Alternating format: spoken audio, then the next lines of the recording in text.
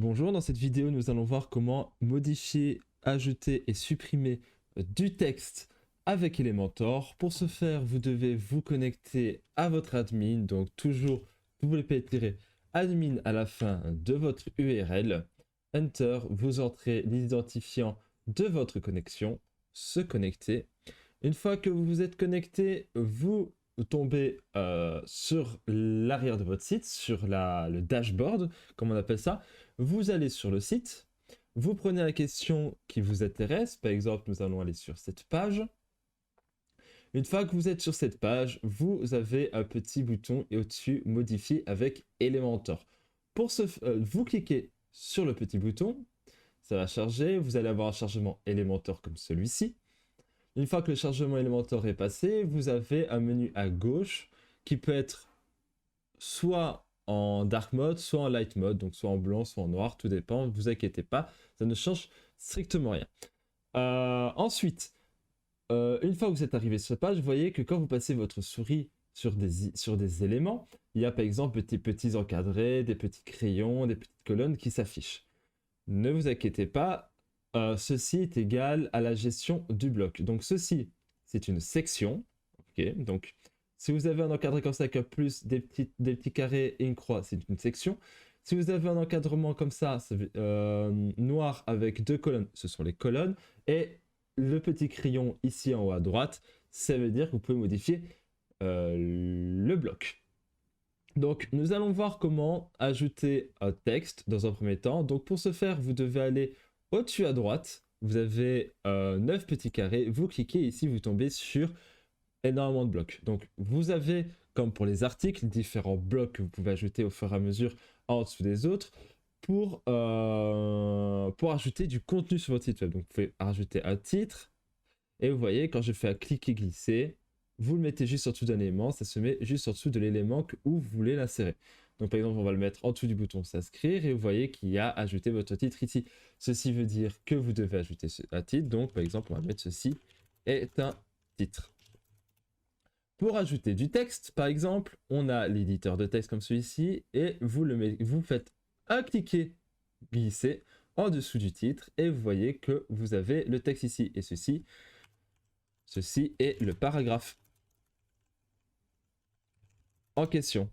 Les couleurs sont générées automatiquement, donc vous inquiétez pas. Si jamais vous souhaitez ajouter par exemple une image, on revient sur le petit bloc au-dessus, enfin sur les 9 petits carrés au-dessus, vous avez une section image, vous la mettez en dessous et c'est comme les articles, vous faites choisir une image et vous pouvez aller soit chercher une image qui se trouve dans la médiathèque, soit téléverser une image depuis votre ordinateur, depuis votre appareil. On va mettre une image comme celle-ci. Vous voyez qu'il y a une image comme celle-ci, qu'elle fonctionne. La tête de l'image, on ne change pas. L'alignement, c'est centré gauche-droite comme un éditeur de texte, comme Word et par exemple pour les articles. Et vous avez aussi le style. Vous pouvez changer le style, donc vous pouvez changer la largeur, vous pouvez changer la largeur max, mais ça, on n'y touche pas généralement. Vous pouvez changer la largeur, vous pouvez changer la hauteur. Vous pouvez l'adopter si vous voulez remplir au niveau de l'objet. Donc, hop, je vais refaire la manipulation parce que j'ai dû supprimer le bloc. Voilà, vous pouvez remplir par défaut, couvrir par rapport à la zone, contenir par rapport à la zone. Donc, généralement, on laisse toujours par défaut et ce qu'on change, c'est juste la large. Généralement, on change vraiment rien, juste pour garder les bonnes proportions de l'image. Donc ceci, on a vu comment ajouter du contenu. Maintenant, nous allons voir comment modifier du contenu. Donc moi, ce que je vais faire, c'est que je vais supprimer ceci. Donc, pour supprimer un bloc, vous voyez qu'ici, vous avez un petit crayon. Soit vous allez sur le bloc, vous faites clic droit, effacer. Soit vous allez sur le bloc, à droite, vous avez un crayon. Vous faites clic droit, de toute façon, effacer. Voilà, tout simplement, vous faites clic droit, effacer, et ça le fera. Pour éditer un texte déjà existant, comment on fait? Vous avez soit le petit crayon ici, vous cliquez sur le petit crayon là, et vous voyez qu'on peut modifier directement le texte si vous le souhaitez. On peut par exemple marquer je le modifie. Et vous voyez que le texte qui se trouve là, se trouve bien évidemment là. D'accord? C'est très simple, ça fonctionne comme un Word, comme un article sur WordPress par exemple. Vous pouvez ou sinon changer aussi l'alignement du texte et autres. Ça fonctionne de la même façon. C'est pas très compliqué, vous allez voir. Pouvez changer l'alignement du texte, vous pouvez changer la couleur, vous pouvez changer la typographie, mais tout ceci est réglé automatiquement. Si vous souhaitez modifier par exemple la couleur d'un texte, vous allez ici, la petite map, et vous avez les couleurs principales de votre site. Voilà.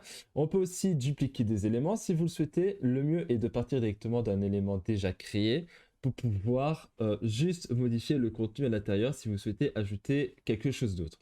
On va par exemple prendre ceci. Vous aimez bien ce bloc, vous voulez l'utiliser pour mettre un élément en avant. Vous faites clic droit, dupliquer. À chaque fois que vous faites une duplication, le bloc se met juste en dessous du bloc déjà existant.